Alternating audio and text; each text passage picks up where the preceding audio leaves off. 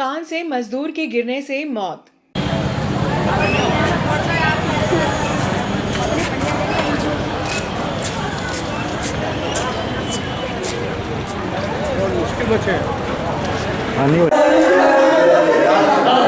मंगलवार की शाम को महिदपुर रोड स्थित रघुनाथ टेंट हाउस के समीप 3 मंजिला मकान से गिरने से नल फिटिंग कार्य करने वाले मजदूर की मौत हो गई। पुलिस ने मर्ग कायम कर मामला जांच में लिया।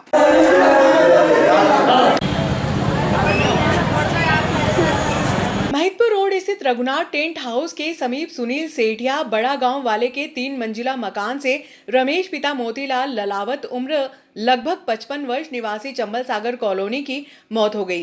प्रत्यक्षदर्शियों के अनुसार नल फिटिंग का कार्य करने वाले रमेश 3 मंजिला पर काम कर रहे थे कि हादसे का शिकार हो गए।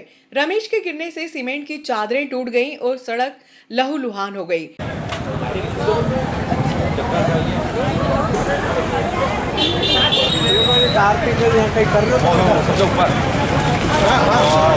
वहाँ कर रहे तो देखे वहाँ से सीधा वो देखे गिरा, ये चद्दर पे गिरा, चद्दर फूट के नीचे आ गया, खत्म हो गया। तो खत्म ही है, खत्म ही होगा। या तो वो पल्ले लगा रहा होगा, या हो सकता है बिजली का तार, ये बिजली करंट के तार लटक रहे तो हो सकता वायरिंग वाला। अब है कौन मजदूर, वो मजदूर मालूम ही नहीं किसी को कौन मजदूर है। टेप तो पड़ी है वहाँ पे, टेप पड़ी है, इसका मतलब वो है तो नहीं। अभी ये कह रहे हैं कि कोई वो पत्थर लगा रहे थे, चक्कर, तो चक्कर कौन से चक्कर लगा रहे थे? चक्कर आए आज एंगल। घटना स्थल पर रमेश की चप्पल और इंची टेप पड़ा हुआ था।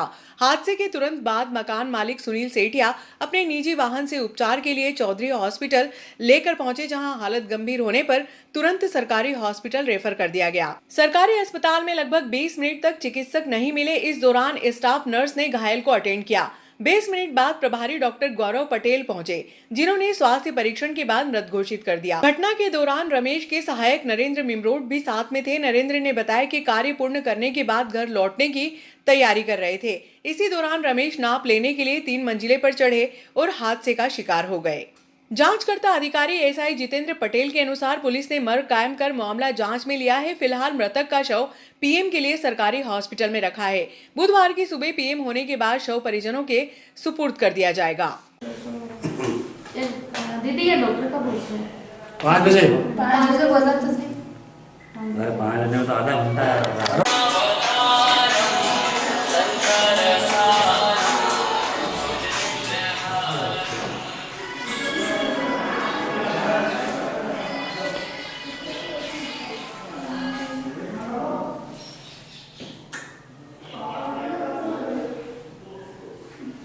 मौके पर ही गिरे, वो बताया।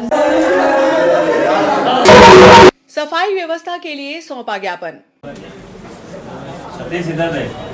हाँ बंटी भाई, जिस भाई आ जाइए, आ जाइए ना आप सब लोग, आ जाइए।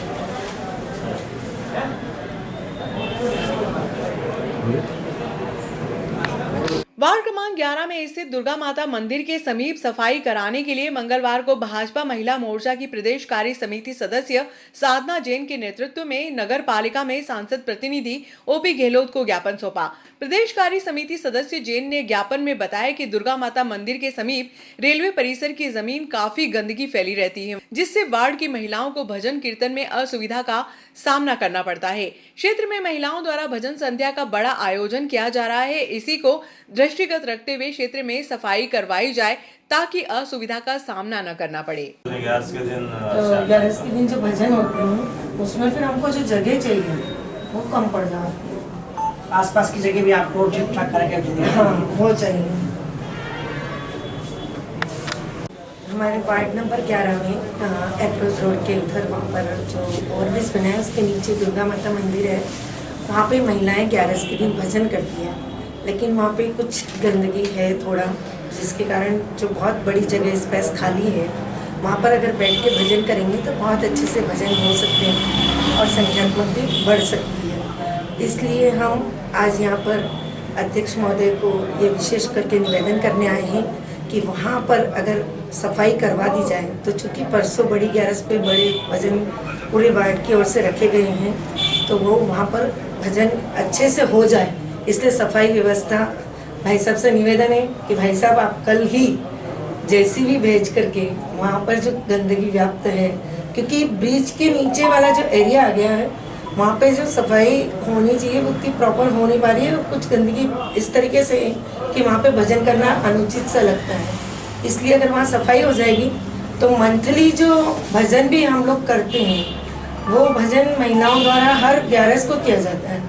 तो जो एक पुण्य का कार्य किया जा रहा है उसमें आप भी सहभागी बनेंगे तो निश्चित ही एक ये अच्छे कार्य को अपन अंजाम की ओर ले जाने में तत्पर होंगे। इसलिए आपसे विशेष करके पूरे वार्डवासी हम लोग यहाँ पर आए हैं, प्रमुख लोग, कि आप इस सफाई व्यवस्था पर विशेष करके ध्यान दे करके सफाई करवाएं ताकि परसों हम अच्छे से उस पर भजन कर सकें। और 11 के रहवासियों ने एक आवेदन पत्र दिया है जिसमें हमारे महिला मोर्चा की ग्रुप की हमारे अध्यक्ष बहन साधना जी, हमारे योगेश भैया जुनवाल जी, हमारे गिरधारी भैया सोनी जी, हमारे वरिष्ठ नेता राजेंद्र चौधरी जी, हमारे रघुवीन भैया, नरेश भैया, परमा, नितेश अग्रवाल जी। परसों 11 का त्यौहार है और वहाँ पर वैसे तो हर 11 को भजन त्यौहार और मंदिर का एरिया है वहाँ पर होता है, आसपास लगभग साफ सफाई भी है, पर परसों 11 के अवसर पर कुछ वहाँ भजन संध्या का आयोजन रखा है। अभी इन्होंने मुझे आवेदन देकर दिया है कि वहाँ पर साफ सफाई करवाकर थोड़ा सा उसको भजन जैसा स्वरूप बनाने का आवेदन मुझे दिया है। मैंने उनका आवेदन शहर स्वीकार के लिया है। वैसे नागदा नगर पालिका परिषद नागदा पूरे शहर को साफ सुथरा स्वच्छ रखने के लिए अग्रसर है, प्रेरित है। तो नागदा नगर पालिका पूरे नगर में साफ सफाई का विशेष ध्यान रख रही है, पर इन्होंने मुझे आवेदन दिया है तो स्पेशल वहाँ भजन संध्या होने के हिसाब से कुछ बड़ा एरिया इनको चाहिए, तो वहाँ हम उसको साफ सफाई करवा के और भजन संध्या अच्छी हो, चूँकि सनातन धर्म का पूरे देश में बोलबाला और हम सब चाहते हैं कि इसी प्रकार सनातन धर्म की धर्म ध्वजा लहराती रहे।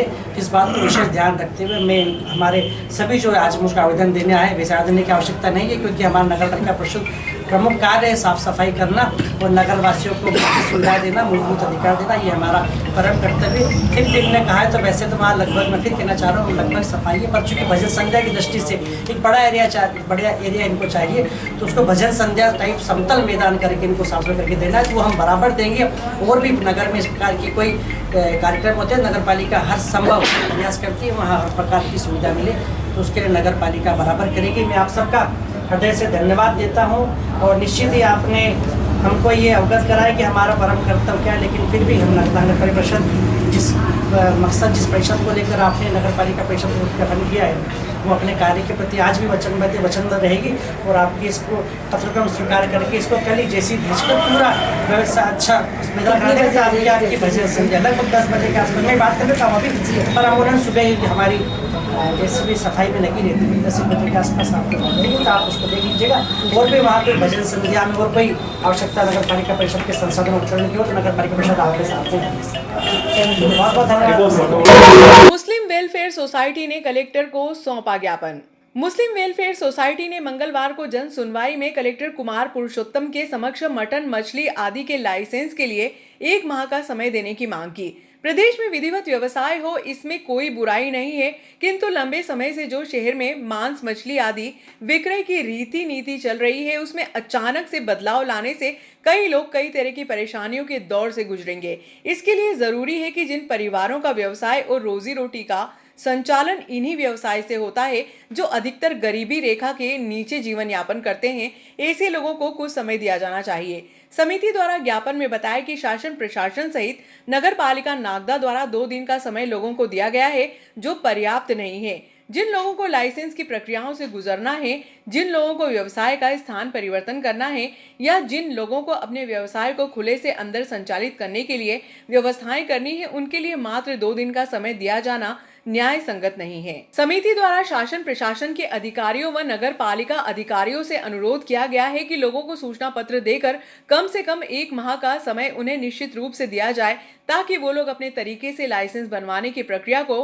व्यवसाय को विधिवत चलाने के लिए स्थान आदि परिवर्तन जो भी संभव हो 1 माह में कर सकें। हमारे प्रदेश में भारतीय जनता पार्टी की सरकार बनी है और हमारा नसीब ही खराब है कि हमारे उज्जैन का सीएम होने के बाद, उज्जैन जिले का महाकाल की नगरी का सीएम होने के बाद बैठते से उन्होंने पहली घोषणा क्या करी है, अंडे का धंधा। अब अंडे का धंधा ऐसा होता है, गरीब से गरीब आदमी ठेले पे 4 ट्रे 6 ट्रे लेके व्यवसाय करके 100-200 कमा के अपना घर चलाता है। तो आज हम श्रीमान कलेक्टर महोदय के पास जन सुनवाई में इसलिए आए थे कि साहब 2 दिन का जो समय दिया गया नागदा प्रशासन ने कि 2 दिन के अंदर आप लाइसेंस लाके दिखाएं, अन्यथा हम आप पे कार्रवाई करेंगे। तो यही हमने ज्ञापन नागदा में भी दिए हैं सीएमओ साहब को, एसडीएम साहब को, सीएसपी साहब को। साहब 1 महीना समय हमें दिया जाए, इसको लेके हमने एसडीएम महोदय, कलेक्टर महोदय से बात करी है। उन्होंने कहा है कि मार्च मच्छी को लेके हम समय नहीं दे पाएंगे। तो हमने ये कहा कि साहब आप ये कह रहे हो गाइडलाइन के आप ढक के व्यवस्था करो, वो कर लेंगे, लेकिन लाइसेंस की जो प्रक्रिया है जो कुछ लोग पास नहीं है उसके लिए समय लगेगा, 15 दिन 20 दिन उसके लिए समय दिया जाए। तो उन्होंने हमें सुना है, हमें आश्वासन दिया है। दूसरी बात, हमने ताकत के साथ अंडे को लेके ये कहा है कि अंडे को लेके व्यवसाय आप किसी स्थान पे करें। मतलब स्थानीय अंडा है, सब अंडे में ऐसी क्या आपत्ति कि आप स्थान की बात कर रहे हैं। स्थान की दुकान किराए से लेगा आदमी, तो वो ना दुकान के लिए पहले 100 रोज कमाएगा, उसके बाद खुद के लिए कमाएगा। ठेले से तो 10 रुपये ठेला किराए से लिया, व्यवसाय कर लिया, 200 कमा, अपने घर चला लिया। तो श्रीमान ने हमें आश्वासन दिया है कि ठीक है, हम अंडे के लिए इसके लिए हम सोचेंगे और इसके लिए हम कुछ ना कुछ करेंगे। जय हिंद के बारे में आज कलेक्टर महोदय के ने जो ज्ञापन दिया है, ज्ञापन देने का खास विषय ये है कि नागदा में क्या पूरे प्रदेश में बेरोजगारी हो रही है, क्योंकि हमारे मुख्यमंत्री जी उज्जैन के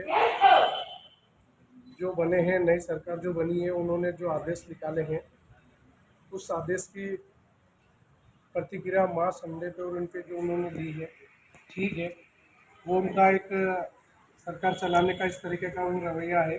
लेकिन इस पर मैं ये कहना चाहूँगा कि जो लाइसेंस की उनने प्रतिक्रिया निकाली है, तो साथ ही तहसील के लाइसेंस जो उज्जैन बनाए जा रहे हैं, हमारा उनसे ये निवेदन है कि इस प्रतिक्रिया को नागदा भी तहसील बहुत बड़ी है, नागदा खाचौर लाइसेंस की जो प्रतिक्रिया है वो नागदा भी सर्किट हाउस बना हुआ है। जैसे पहले 1 दिन का आरटीओ ऑफिस में लगता था, उसी तरीके से नागदा के भी आवेदन नागदा में लिए जाए और जो आरटीओ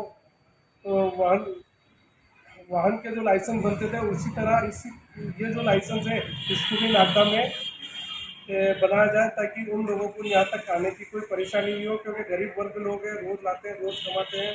आज वो 200 रुपये खर्चा करके यहाँ पर आएंगे, 400 रुपये की उनकी मजदूरी छोड़ेंगे, 600 रुपये का उनका नुकसान, जो भरपाई हम 2 रोज में उनकी कर पाएंगे। इसलिए कलेक्टर महोदय से निवेदन है कि लाइसेंस की जो प्रतिक्रिया है इसकी शुरुआत वहीं पर करवाएं।